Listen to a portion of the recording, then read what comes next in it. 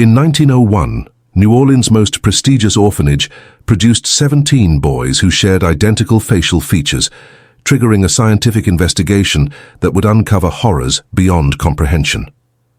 The records were discovered in 1987, buried beneath the foundation of what had once been the St. Augustine Home for Lost Children. 17 death certificates, all dated within a 3-month span, all bearing the same haunting photograph of a pale, gaunt boy with hollow eyes and prematurely aged features. The certificates belonged to different children, with different names, different supposed ages, different causes of death. But the face staring back from each yellow document was unmistakably, impossibly, the same. Dr. Margaret Wells, the forensic pathologist who first examined these records, would later describe the discovery as the most disturbing case of institutional documentation fraud I have ever encountered. What she didn't know then was that fraud would prove to be the least of the horrors hidden within those walls. The institution's reputation. The St. Augustine Home for Lost Children stood as a beacon of Christian charity in the heart of New Orleans' Garden District, its imposing Gothic revival architecture commanding respect from Prytania Street since its founding in 1847. Established by the Sisters of Perpetual Mercy under the leadership of Mother Superior Catherine Burke, the institution had earned an unshakable reputation as the most progressive and scientifically advanced orphanage in the American South. The building itself was a testament to the institution's prosperity and moral authority, with its soaring spires and intricate stonework serving as a daily reminder to the surrounding community of the sacred work being conducted within its walls. The architectural design reflected the ambitions of its founders, incorporating elements that would impress visitors while providing functional spaces for the care and education of orphaned children. The main building, constructed of locally quarried limestone, featured elaborate Gothic windows that flooded the interior spaces with natural light. The central tower, rising nearly 200 feet above the street level, housed a bell that called the children to meals and prayers, its sound carrying across the garden district as a symbol of the institution's permanence and stability. The grounds surrounding the main building encompassed over 30 acres, providing ample space for gardens, recreational areas, and agricultural instruction that would prepare the children for productive adult lives. By 1901, the orphanage housed nearly 300 children, ranging in age from infants to adolescents approaching their 18th birthday. The facility's reputation extended far beyond Louisiana's borders, attracting philanthropists, government officials, and medical professionals from across the nation who came to study its innovative methods. The New Orleans Times-Picayune regularly featured glowing reports of the institution's groundbreaking approaches to child welfare, education, and medical care. These articles, appearing monthly in the newspaper's social pages, invariably praised the institution's commitment to both spiritual and scientific advancement in the field of childcare. The newspaper coverage consistently emphasized the institution's role as a model for other charitable organizations, highlighting specific innovations that set it apart from conventional orphanages of the era. Detailed reports described the advanced educational curriculum, the comprehensive medical program, and the careful attention to individual development that characterized the institution's approach. Prominent citizens regularly wrote letters to the editor praising the work being done at the St. Augustine Home, and the newspaper's editorial board frequently cited the institution as evidence of New Orleans' commitment to progressive social policies. Mother Superior Burke, a woman of remarkable intelligence and apparent compassion, had transformed the orphanage into what many considered the finest institution of its kind in the United States. Born into a wealthy Boston family that had made its fortune in shipping and international trade, she had dedicated her life to the service of God and the care of orphan children after experiencing what she described as a divine calling during her youth.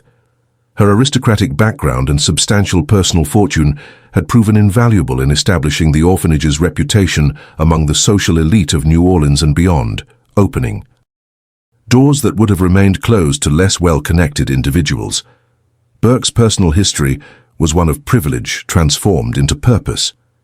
Educated at the finest schools available to women of her generation, she had received instruction in languages, literature, philosophy, and theology that prepared her for the complex challenges of institutional management.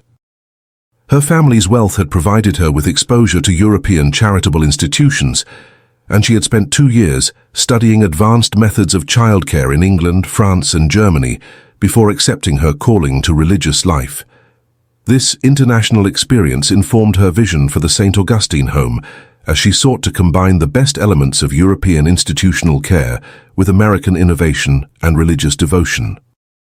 She had recruited Dr. Harold Price, a Harvard-educated physician, to serve as the facility's resident medical director, a position that elevated the institution's status within the medical community.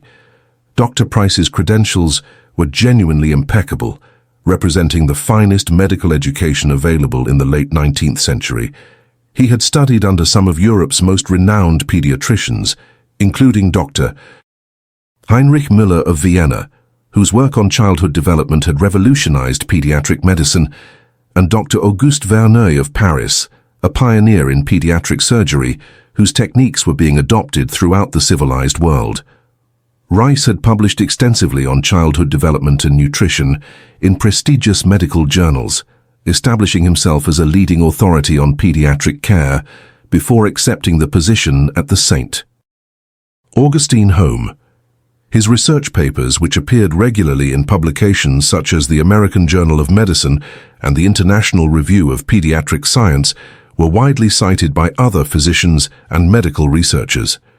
His presence at the orphanage lent scientific credibility to the institution's progressive methods and helped attract additional funding from medical foundations and philanthropic organizations that supported innovative approaches to child welfare. The physician's background included advanced training in the latest medical technologies and treatment methods that were being developed in European medical centers. He had spent 3 years working in the children's hospitals of London and Edinburgh, gaining experience with surgical techniques and diagnostic methods that were not yet widely available in American medical practice. His expertise in pediatric surgery was particularly valuable, as it allowed the orphanage to provide medical care that would otherwise require transportation to distant medical centers, often at great expense and risk to seriously ill children. The orphanage's educational program was equally impressive and comprehensive, representing a significant advancement over the basic instruction typically provided in charitable institutions. Under the guidance of Headmaster Thomas Lambert, formerly of the prestigious Boston Latin School, the children received instruction in classical languages, mathematics, natural sciences, and literature that far exceeded the curriculum offered in most public schools of the era. The educational philosophy embraced both traditional Christian values and modern scientific methodology, creating what educational experts of the time described as a revolutionary approach to orphan education. Lambert brought to the institution a wealth of experience in advanced pedagogy, having spent 15 years developing innovative teaching methods for gifted students. His approach emphasized individual attention and personalized instruction that took into account each child's unique abilities and interests. The curriculum included not only traditional academic subjects, but also practical skills such as bookkeeping, mechanical arts, and domestic sciences that would prepare the children for productive careers regardless of their ultimate educational attainment. The institution's commitment to academic excellence was demonstrated by the remarkable success of its graduates, who frequently gained admission to prestigious universities throughout the United States and Europe. The academic success rate was a source of pride for the Sisters of Perpetual Mercy and served as a powerful fundraising tool when soliciting donations from wealthy benefactors who valued educational achievement. Former students regularly wrote to the institution, describing their continued success in higher education and professional careers, providing testimonials that enhanced the orphanage's reputation and attracted additional support. The facility's physical plant reflected the institution's commitment to modern child welfare and represented a significant investment in the latest architectural and technological innovations of the era.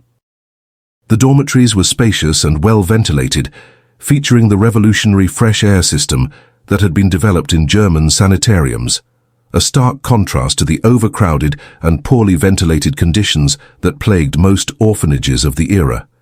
Each dormitory room housed no more than 6 children, with individual beds equipped with modern spring mattresses and high-quality linens that were changed twice weekly by a dedicated laundry.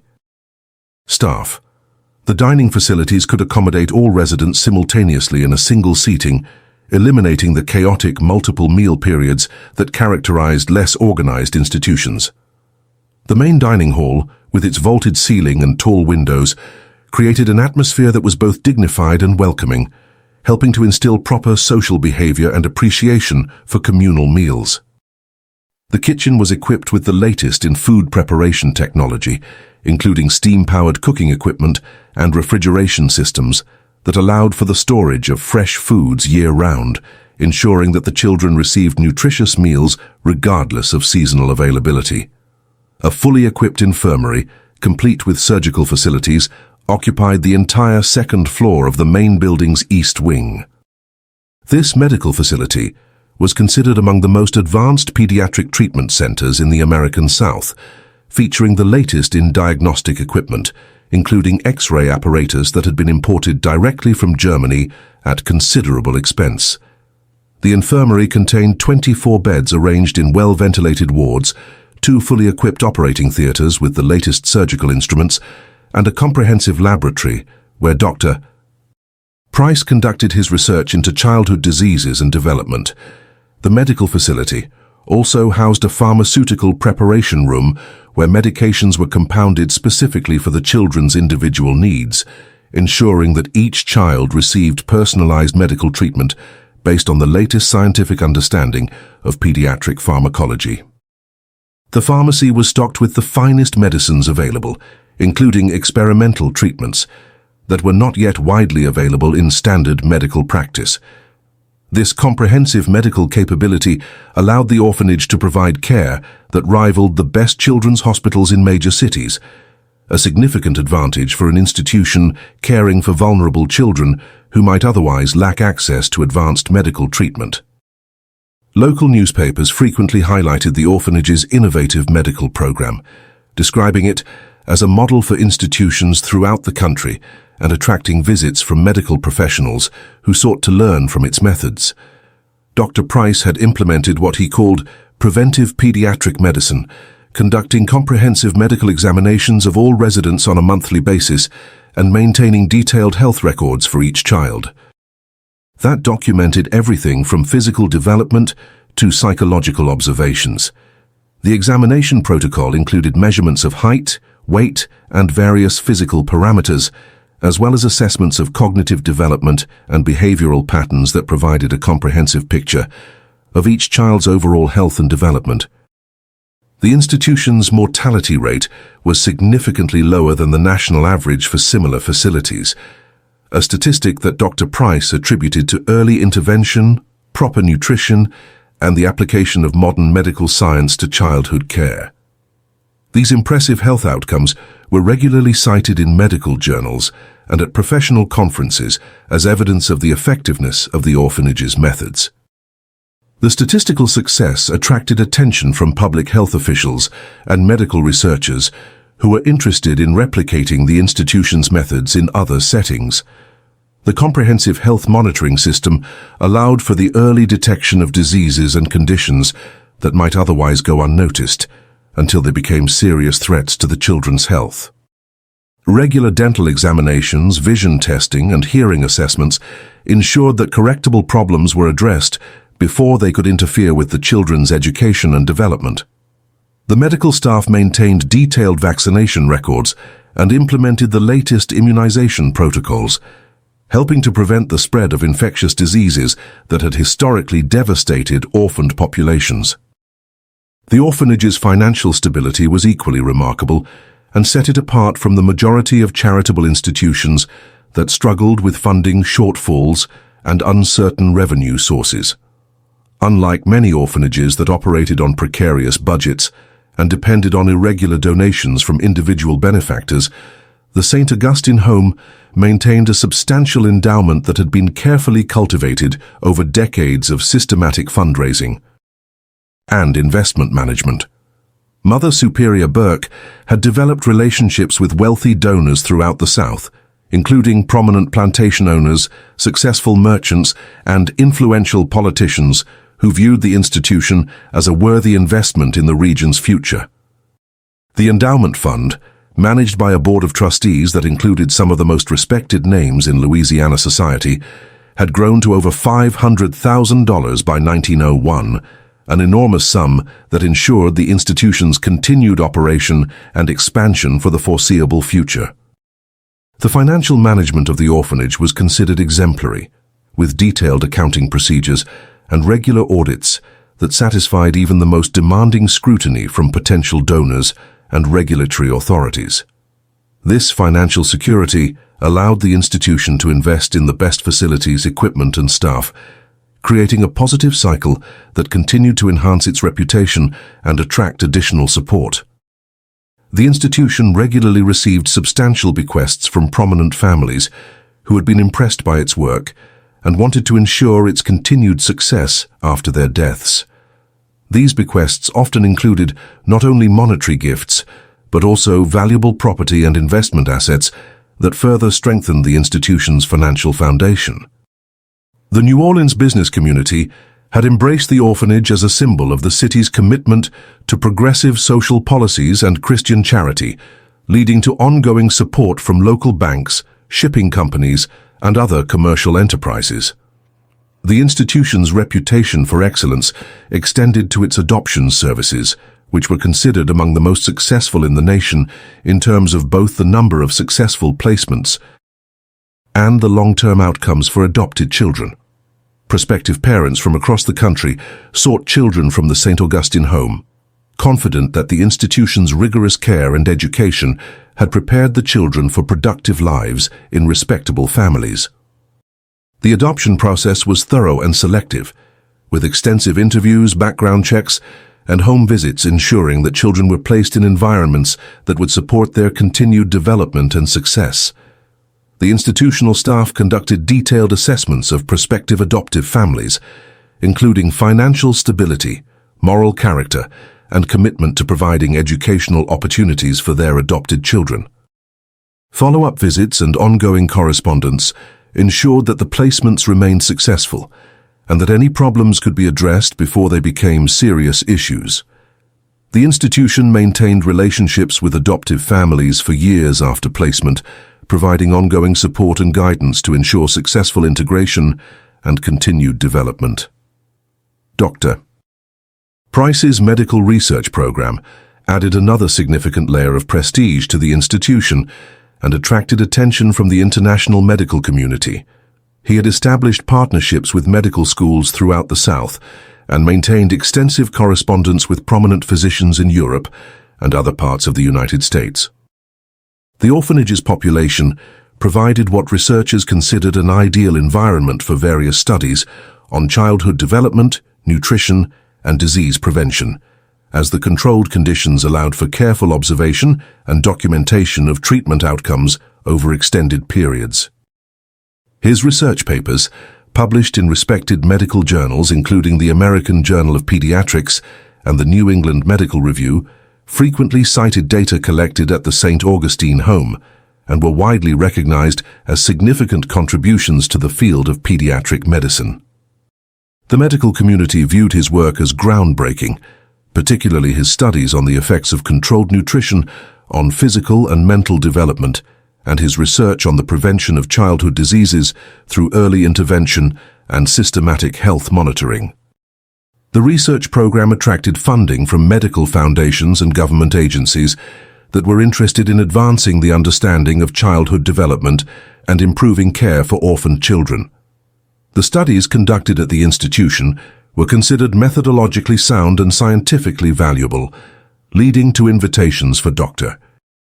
Price to present his findings at major medical conferences and to consult with other institutions seeking to improve their own programs.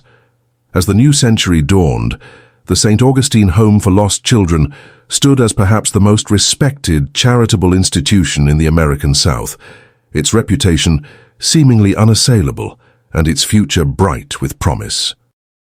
The combination of religious devotion, scientific methodology, and philanthropic support had created what appeared to be an ideal environment for the care and development of orphaned children, a model that other institutions sought to emulate, but few could match in terms of resources and professional expertise.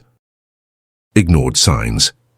The first whispers of concern emerged in the summer of 1901, though they were so subtle and easily dismissed that even the most observant community members initially regarded them as nothing more than idle gossip from individuals with too much time and insufficient understanding of the complexities involved in managing a large charitable institution.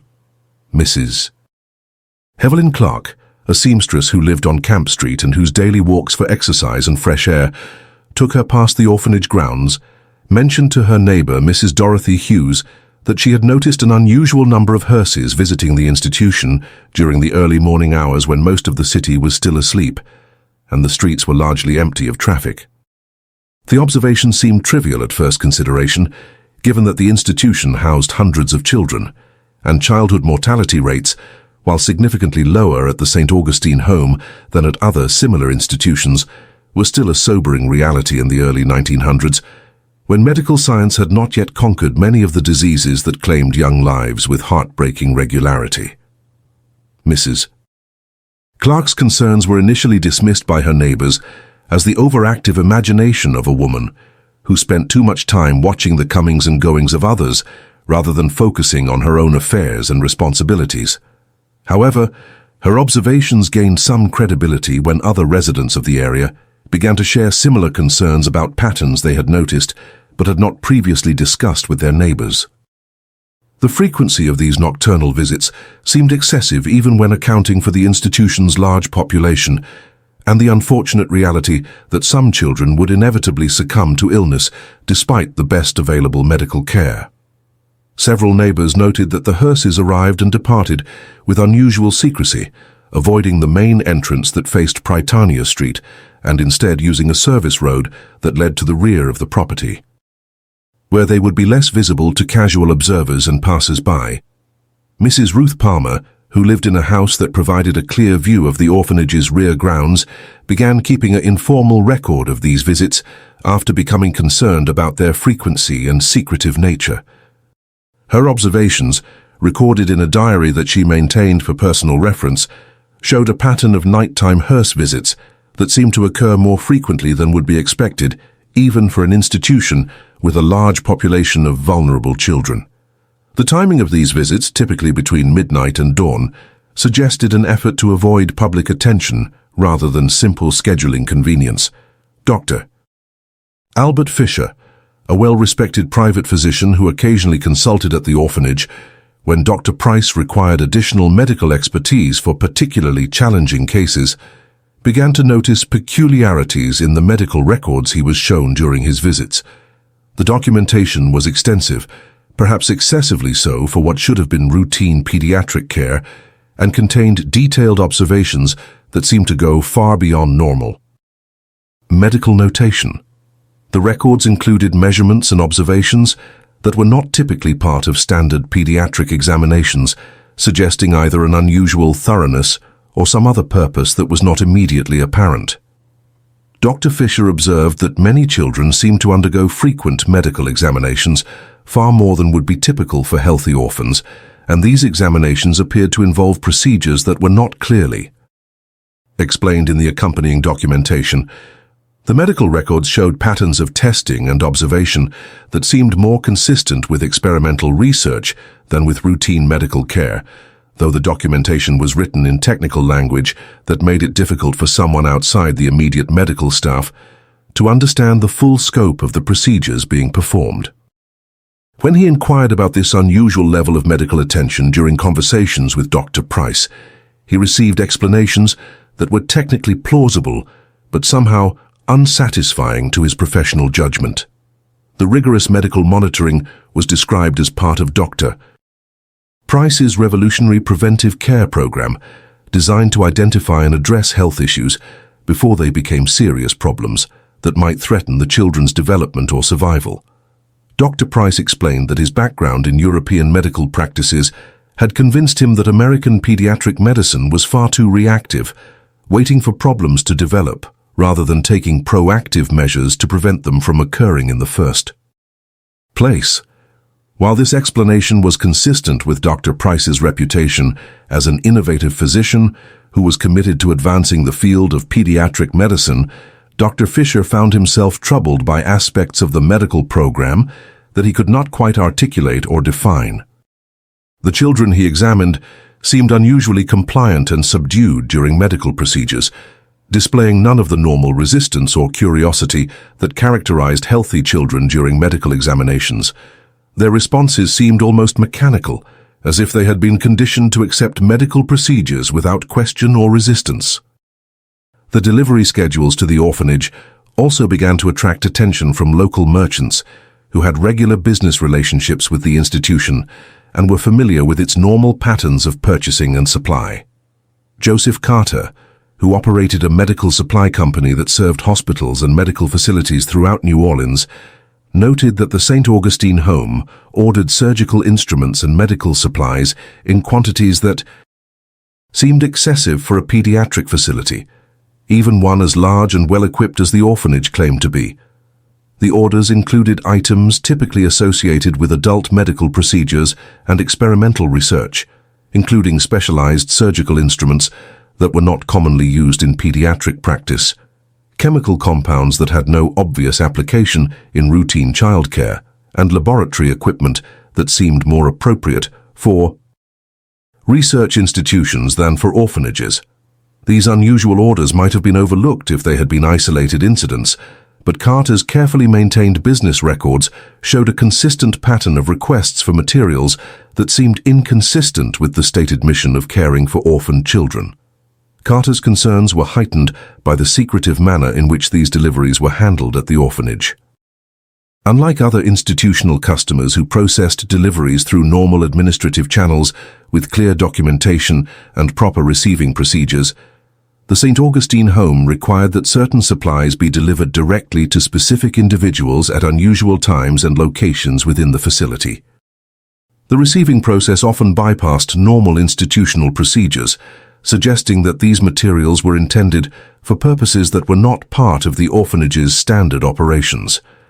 When Carter mentioned his observations to Dr. Price during one of his regular deliveries, expressing professional curiosity about the extensive research program that must require such specialized equipment, he was told that the orphanage was conducting advanced medical research that required cutting-edge instruments and supplies not typically found in standard pediatric practice. Dr. Price explained that his research into childhood development and disease prevention necessitated the use of sophisticated equipment and materials that would allow him to make significant contributions to medical knowledge while simultaneously improving care for the children under his supervision. Several former employees of the orphanage began to share troubling observations with friends and family members, though their concerns were often dismissed as the complaints of disgruntled workers who might have personal grievances against the institution or its management policies. Sarah Mitchell, a former kitchen assistant who had worked at the orphanage for 6 months in 1900, before resigning her position without providing detailed explanations to her supervisors, told her sister that she had noticed some of the children appeared unusually thin and pale, despite the institution's widely publicized reputation for excellent nutrition and comprehensive medical care. Mitchell's observations extended beyond simple concerns about the children's physical appearance and general health.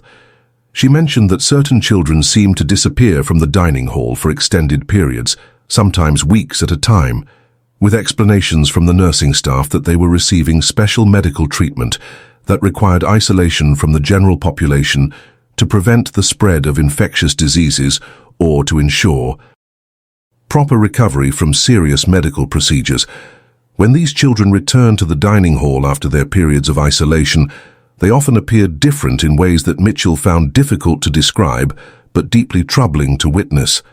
They seemed more subdued and less responsive to the friendly interactions that had previously characterized their behavior, as if their personalities had been somehow altered by their experiences during the isolation periods. Their physical appearance often showed signs of weight loss and pallor that seemed inconsistent with recovery from routine medical procedures.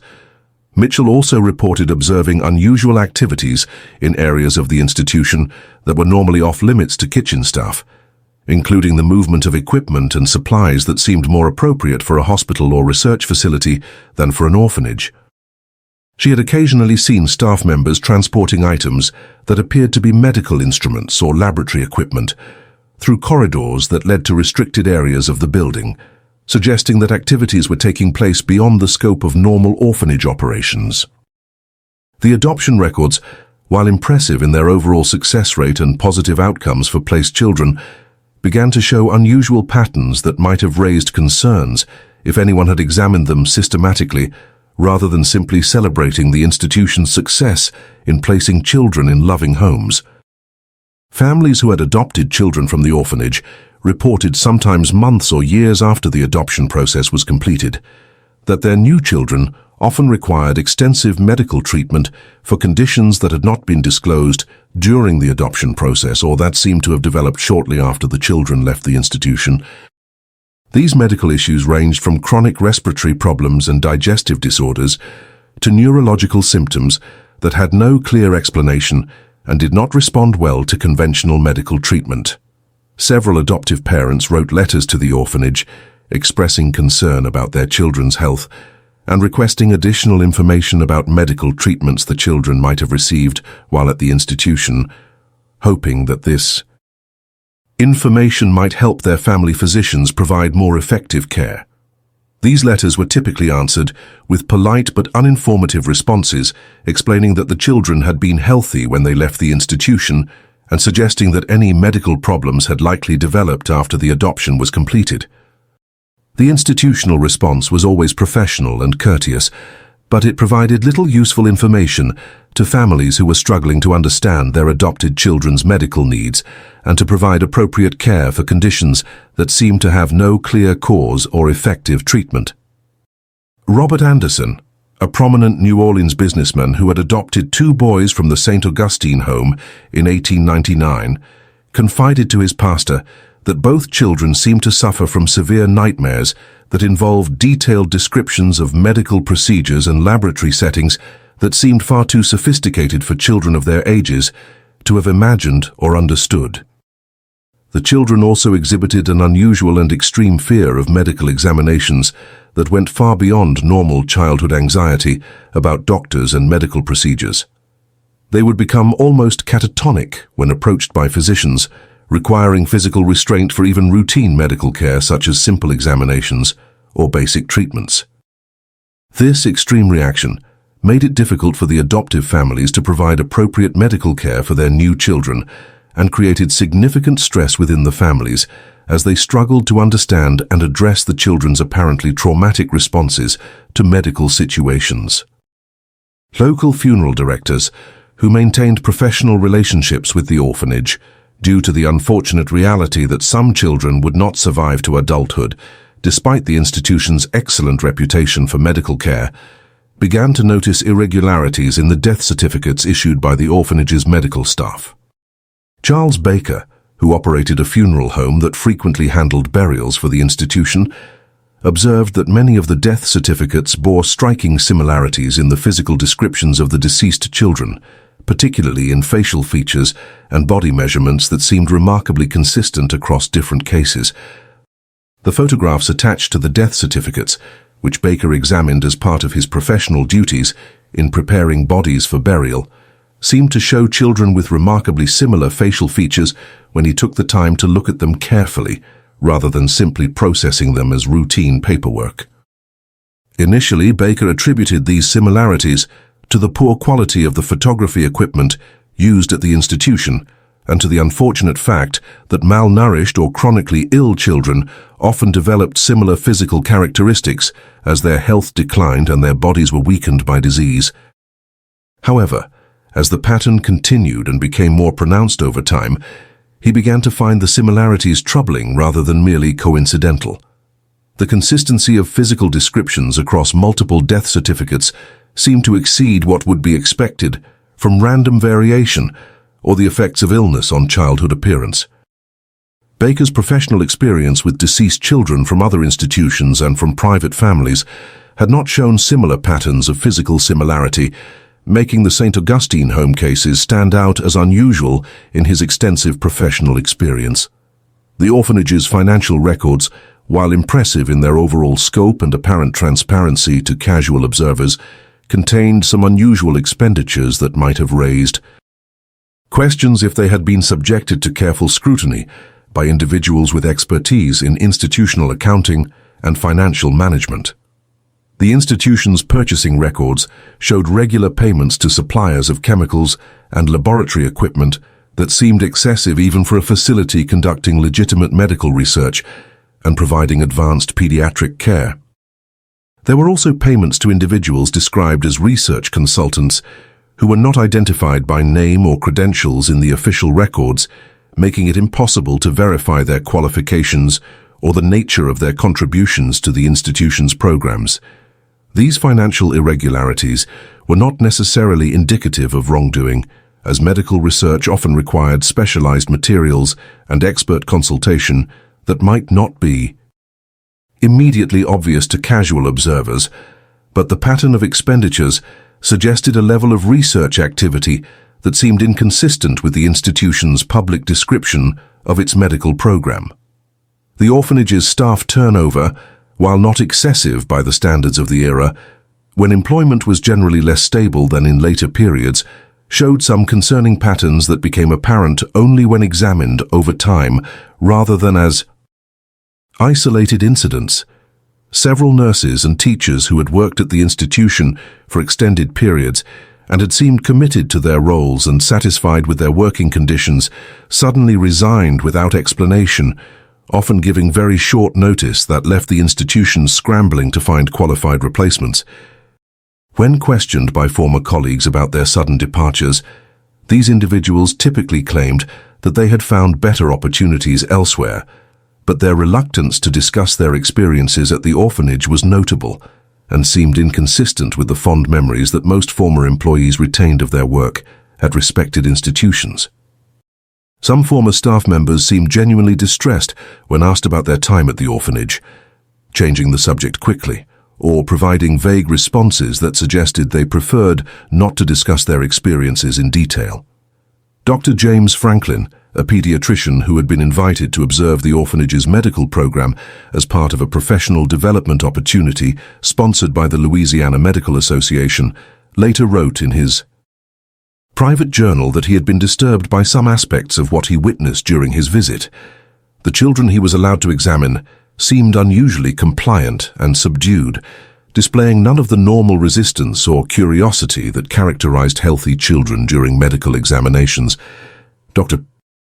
Price explained these characteristics as evidence of the institution's excellent discipline and the children's trust in their medical caregivers, but Dr. Franklin noted that the children's responses seemed oddly mechanical and that many seemed to anticipate painful procedures with a resignation that was deeply troubling in such young patients.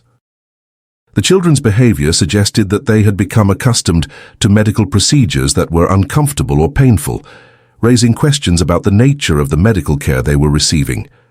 The institution's laundry service, which had been contracted to an outside vendor to ensure that the large volume of washing required by the institution was handled efficiently and professionally, began to report unusual stains and damage to clothing and bedding that arrived from certain areas of the orphanage.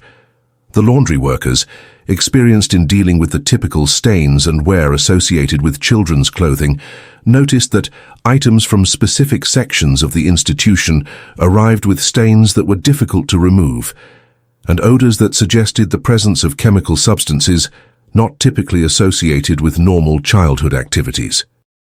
When the laundry supervisor inquired about these unusual stains, seeking guidance on appropriate cleaning methods that would remove the substances without damaging the fabrics, he was told that the stains resulted from the children's art and science activities, which involved the use of various paints, dyes, and chemical compounds as part of their advanced educational program. This explanation was plausible, given the institution's reputation for providing comprehensive education that included hands-on scientific experimentation. But the laundry workers noted that the stains seemed more consistent with medical or laboratory activities than with typical childhood educational projects. Horror uncovered.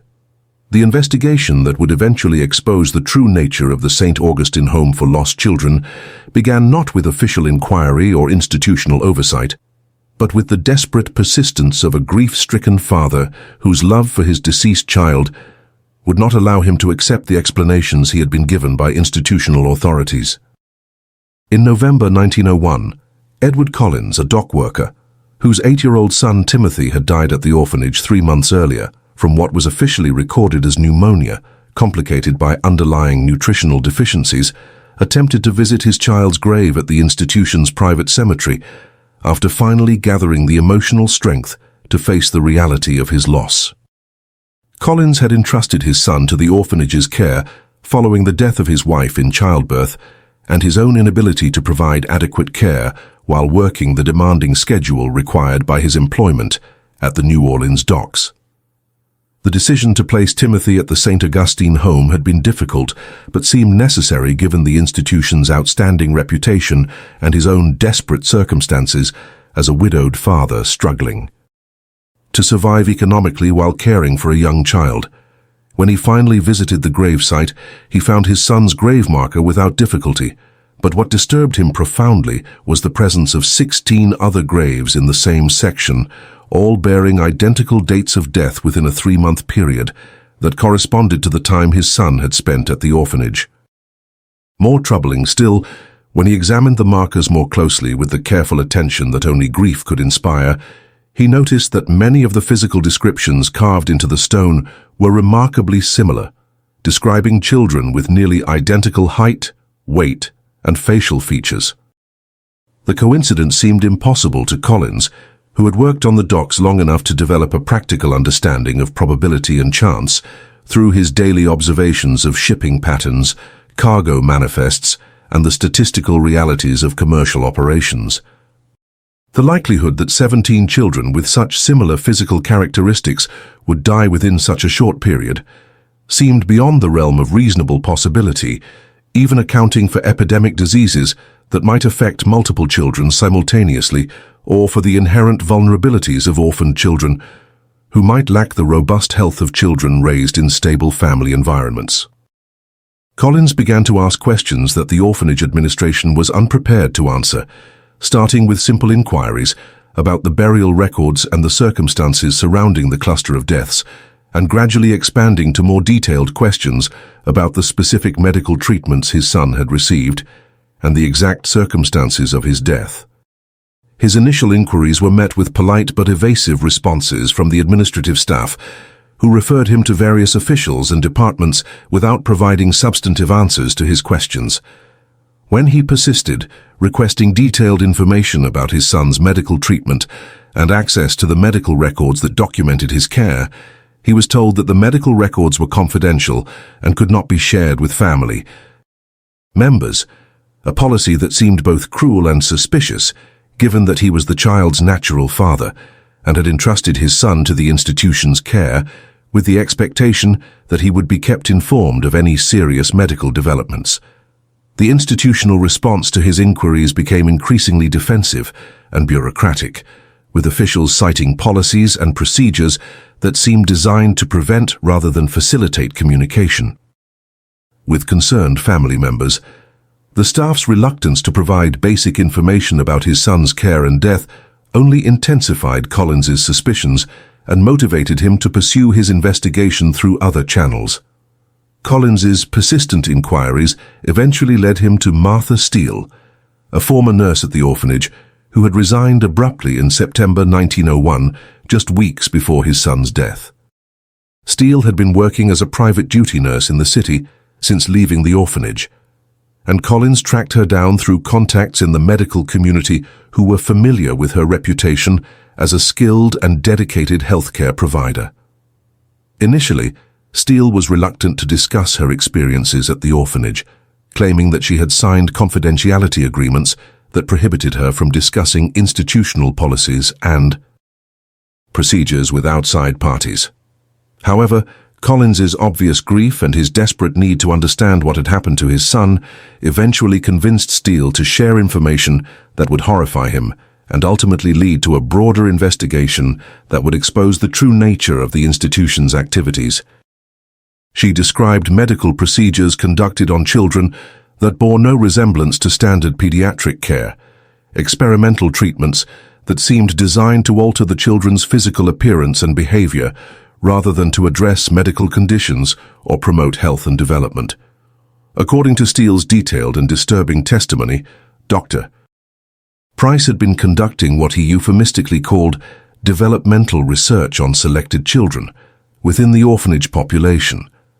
These children, typically those who had no living relatives or outside contacts who might inquire about their welfare, were subjected to experimental treatments that included surgical procedures, chemical injections, and psychological manipulation techniques that were designed to study the effects of various interventions on childhood development. The stated goal of these experiments, as Dr. Price had explained it to the nursing staff who were involved in the procedures, was to advance medical understanding of childhood development and to develop new treatments for various pediatric conditions. However, Steele's direct observations of the procedures and their effects on the children suggested a purpose that was far more sinister than legitimate medical research. The research program, as she described it in horrifying detail that would later be corroborated by physical evidence and documentation, involved the systematic selection of children who met specific physical and psychological criteria that seemed to have no relationship to medical need or therapeutic potential. The selection process was gradual and carefully orchestrated to avoid attracting attention from other staff members who were not directly involved in the experimental program or from visitors to the institution who might ask uncomfortable questions. Children would be transferred to the experimental program after months or years of observation and evaluation, during which time their medical records would be carefully documented to establish baseline measurements and behavioral patterns that would serve as control data for the research studies. The criteria for selection included physical characteristics such as bone structure, facial features and body proportions, as well as psychological factors such as intelligence levels, emotional responsiveness, and social adaptability. Children who displayed certain combinations of these characteristics were gradually moved into specialized housing within the medical facility, where they could be subjected to intensive study and experimental procedures without interference from the general orphanage population. Steele's most disturbing revelation concerned the ultimate fate of the children who participated in these experimental procedures. According to her first-hand observations, which she had documented in personal notes that she kept hidden in her private residence, the experimental treatments were designed to transform the children's physical appearance through a combination of surgical interventions, chemical treatments, and other procedures that were both painful and dangerous to the subjects.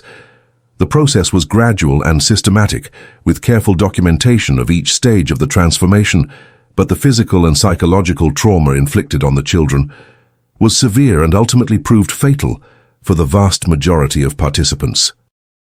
The procedures were conducted without adequate anesthesia or pain management, as Dr. Price believed that the children's responses to pain and stress were important data points that needed to be accurately recorded for scientific analysis. The deaths that resulted from these experimental procedures were systematically concealed through fraudulent documentation and false reporting to civil and religious authorities. Death certificates were falsified to indicate natural causes such as pneumonia, influenza, or other common childhood diseases, and the bodies were buried in the orphanage's private cemetery under false names and with falsified physical descriptions that bore no resemblance to the children's actual appearance at the time of death. The 17 identical death certificates that would be discovered decades later were evidence of this systematic deception, representing only a small portion of the total number of children who had died as a result of Dr. Price's experimental program over the years it had been in operation.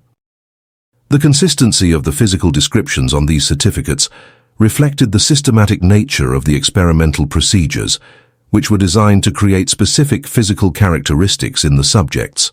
The experimental procedures themselves, as Steele described them in testimony that would later be corroborated by physical evidence discovered in hidden areas of the orphanage, were horrifying in their scope and brutality.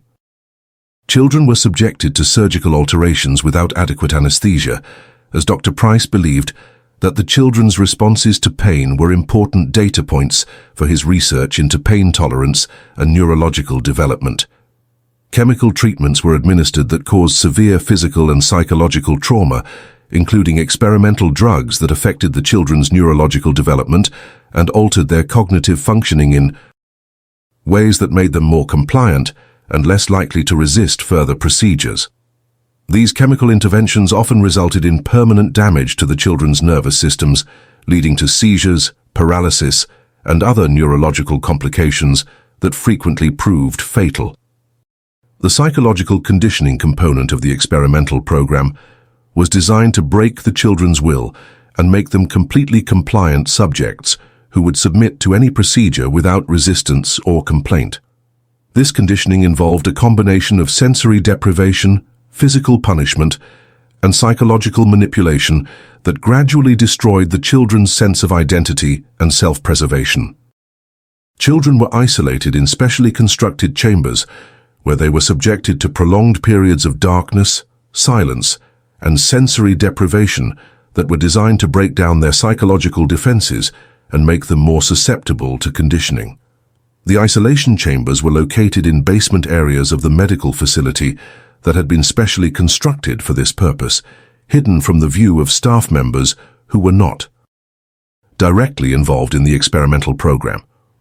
Dr. Price's research notes, which would be discovered hidden in sealed containers in the orphanage's basement decades later, revealed the full scope and systematic nature of the experimental program. The notes described detailed procedures for physical alteration, including surgical techniques for modifying facial features, bone structure, and other physical characteristics that were designed to create specific appearances in the experimental subjects. Chemical treatments were documented that were designed to alter hair and eye color, skin tone, and other physical attributes that contributed to the children's overall appearance. The procedures were based on experimental research being conducted in European medical centers, but they were applied to unwilling and vulnerable subjects without proper safeguards or ethical oversight. The psychological methods employed in the experimental program were equally sophisticated and disturbing, involving techniques for conditioning behavior, suppressing memory, and altering personality characteristics that were borrowed from emerging research in psychology and neurology. The notes contained detailed observations of the children's responses to these treatments, written in the clinical language of scientific research, but describing procedures that amounted to systematic torture and abuse of the most vulnerable members of society. The research program had been ongoing for several years before 1901, with Dr. Price gradually refining his techniques and expanding the scope of his experiments as he gained experience and confidence in his methods. The program was known to only a small number of staff members who were bound by confidentiality agreements and threats of professional and personal ruin if they disclosed information about the research to outside authorities or to staff members who were not directly involved. The secrecy was maintained through a combination of intimidation, financial incentives, and the manipulation of professional relationships that made it extremely difficult for staff members to report their concerns to outside authorities without risking their careers and personal safety. Staff members who expressed doubts about the program were either reassigned to other duties or encouraged to seek employment elsewhere, ensuring that only the most compliant and committed individuals remained involved in the experimental procedures. The selection criteria for experimental subjects were carefully defined and systematically applied to ensure that the children chosen for the program would not be missed by family members or outside contacts who might inquire about their welfare. Children who had no living relatives, who had been abandoned without documentation, or who had behavioral problems that made them difficult to place for adoption were considered ideal candidates for the experimental program. The gradual nature of the selection process helped to conceal the true scope of the program, from staff members who were not directly involved, and from visitors to the institution who might notice the absence of certain children. The selected children were gradually isolated from the general population and moved to specialized facilities within the medical complex, where they could be subjected to experimental procedures without attracting attention from other residents or staff members. The experimental procedures were conducted in facilities that had been specially constructed for this purpose, hidden within the orphanage's legitimate medical facilities in ways that made them virtually invisible to casual observers or inspectors. These hidden areas included operating theaters equipped with specialized instruments, laboratory facilities for the preparation and administration of experimental chemicals, and holding areas where children could be isolated during the experimental process. The construction of these facilities had been accomplished gradually over several years, with the work being described as routine maintenance or improvement projects that were necessary for the institution's expanding medical program. The hidden facilities were accessible only through concealed entrances and passages that were known only to staff members who were directly involved in the experimental program. The documentation of the experimental procedures was extensive and systematic, revealing Dr. Price's commitment to what he genuinely believed was legitimate scientific research that would advance medical understanding and benefit humanity. The records included detailed photographs of the children before, during, and after the experimental procedures, as well as extensive notes on their physical and psychological responses to various treatments. This documentation was maintained in a secure facility within the orphanage, accessible only to Dr. Price and his most trusted assistants. The records were organized according to a complex filing system that allowed for easy retrieval of information about specific subjects and procedures, suggesting that the experimental program was intended to for an extended period and to involve large numbers of children over time. The financial aspects of the research program were equally complex and disturbing, involving funding sources that extended far beyond the orphanage's legitimate operations and charitable donations. The program was funded through a combination of legitimate medical research grants obtained through falsified applications, private donations from wealthy individuals who were aware of the program's true nature, and payments from organizations that had specific interests in the research results.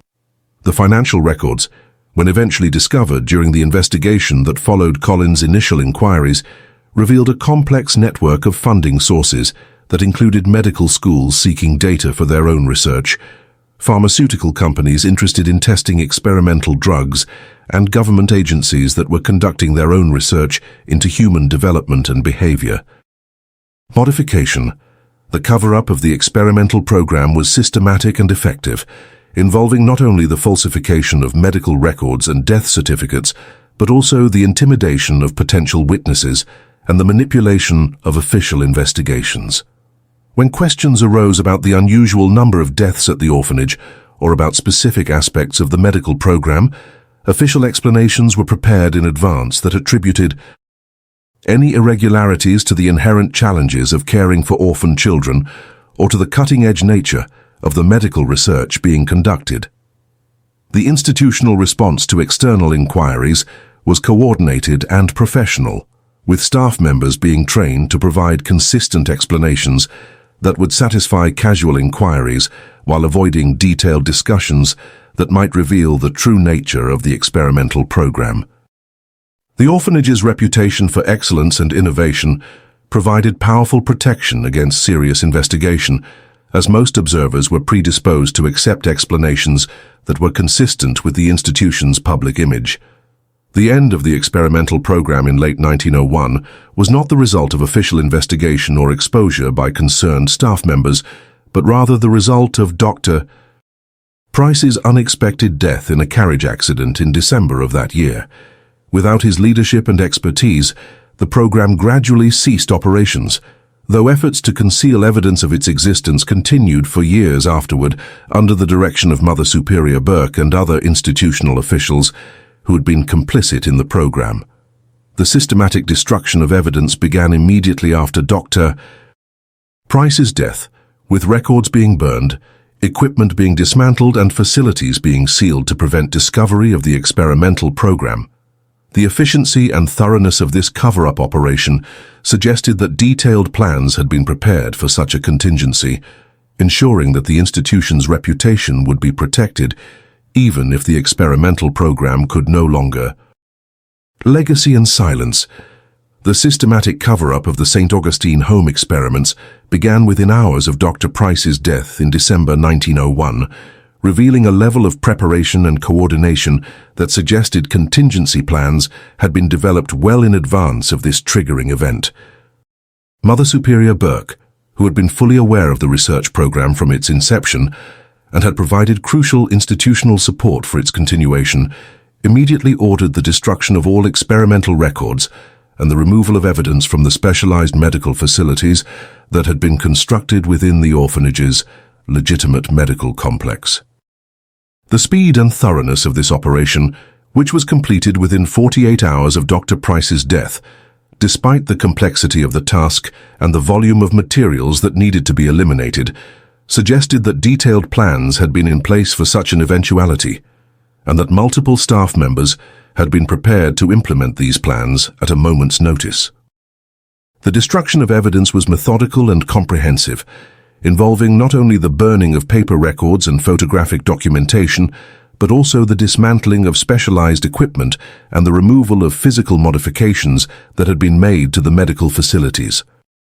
Chemical substances used in the experimental procedures were disposed of in ways that would prevent their detection by future investigators, and surgical instruments that had been specifically designed for the research program were either destroyed completely or shipped to locations where they could not be connected to the orphanage's activities. The basement areas where the most sensitive procedures had been conducted were sealed with concrete and later filled with rubble to prevent access to any remaining evidence. The few staff members who possessed detailed knowledge of the experimental program were dealt with swiftly and efficiently, through methods that ensured their permanent silence while maintaining the appearance of natural causes or voluntary departure.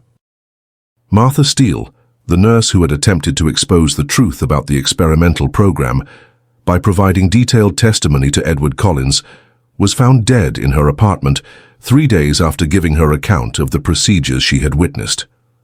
The death was officially ruled a suicide by the New Orleans Police Department, despite the fact that Collins and several other individuals who had spoken with Steele noted that she had shown no signs of suicidal ideation and had been making specific plans for her future, including arrangements to travel to another state where she could her nursing career away from the traumatic memories of her experience at the orphanage. The circumstances surrounding Steele's death were suspicious in multiple ways that suggested foul play rather than suicide. Her apartment showed signs of a struggle that were inconsistent with self-inflicted death, and the method of death involved poisoning with a substance that would have been difficult for a private individual to obtain, but was readily available in medical facilities such as the St. Augustine home. The investigating officers, however, were either unwilling or unable to pursue these inconsistencies, and the case was closed without further investigation, despite Collins' repeated requests for a more thorough examination of the evidence. Dr. George Mitchell, who had served as Dr. Price's primary assistant in the experimental program and possessed intimate knowledge of both the procedures and the cover-up operations, disappeared entirely in January 1902. His family reported that he had left New Orleans without explanation, abandoning all his possessions, professional commitments, and personal relationships, without providing any indication of his destination or intentions. No trace of Dr. Mitchell was ever found, despite extensive searches by both private investigators hired by his family and law enforcement officials who had been pressured to investigate his disappearance. His medical license was eventually revoked for abandonment of practice, but no evidence of his fate was ever discovered. The thoroughness of his disappearance suggested professional intervention rather than voluntary departure, particularly given his established roots in the New Orleans medical community and his apparent satisfaction with his professional position. The official investigation of the orphanage, prompted by Edward Collins' persistent inquiries and his refusal to accept the institutional explanations for his son's death, was conducted by Detective Ernest Hoffman of the New Orleans Police Department.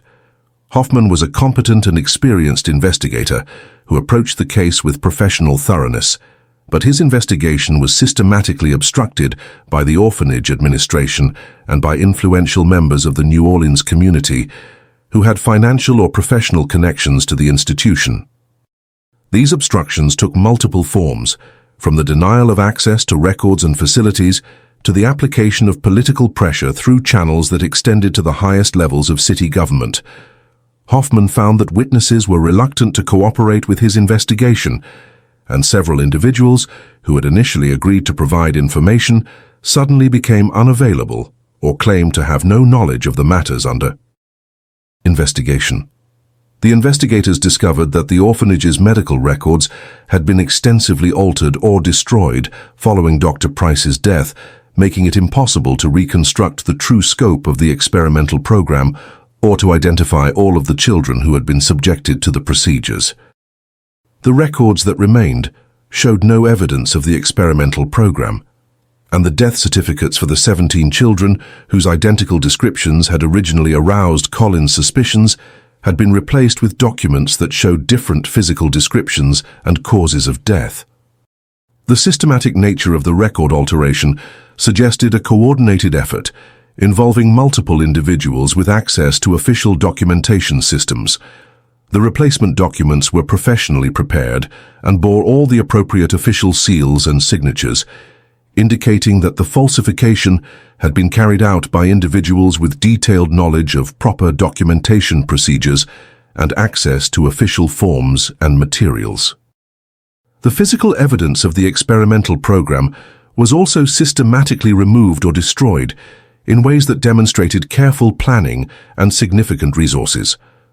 The specialized medical facilities that had been constructed within the orphanage's legitimate medical complex were dismantled, and the equipment was either destroyed or relocated to other institutions where it could not be connected to the St. Augustine home. The basement areas where the most sensitive procedures had been conducted were sealed with concrete and later filled with rubble, making it impossible to recover physical evidence of the procedures that had been performed there. The construction work required to accomplish this concealment was substantial and expensive, suggesting that significant financial resources had been dedicated to the cover-up operation. The surviving children who had been subjected to the experimental procedures were quickly adopted or transferred to other institutions, effectively scattering the potential witnesses and making it nearly impossible for investigators to locate and interview them. The adoption records for these children were falsified to conceal their true identities and backgrounds, and the institutions that received transferred children were provided with false medical histories that concealed any evidence of the experimental procedures. This systematic dispersal of witnesses was accomplished with remarkable efficiency, suggesting that detailed plans had been prepared for this contingency and that the network of complicit institutions extended far beyond the St. Augustine home itself. The speed with which these transfers were accomplished also suggested that the other institutions involved were aware of the need for discretion and were prepared to cooperate in the cover-up operation. The financial records of the research program were similarly concealed or destroyed through methods that demonstrated sophisticated understanding of financial documentation systems. The complex network of funding sources that had supported the experiments was systematically dismantled, and the financial trails that might have led to the identification of outside conspirators were eliminated through the destruction of bank records, correspondence, and other documentation. The investigation revealed that substantial sums of money had been involved in the experimental program, including payments to staff members for their participation and silence, funds for the construction of specialized facilities, and compensation to outside organizations that had provided materials or expertise. However, the sources and recipients of these funds remained hidden despite extensive efforts to trace the financial connections. The influence of powerful individuals and organizations in the cover-up became evident as the investigation progressed and encountered increasingly sophisticated forms of obstruction. Several prominent New Orleans businessmen who had been major donors to the orphanage and had professional relationships with Dr.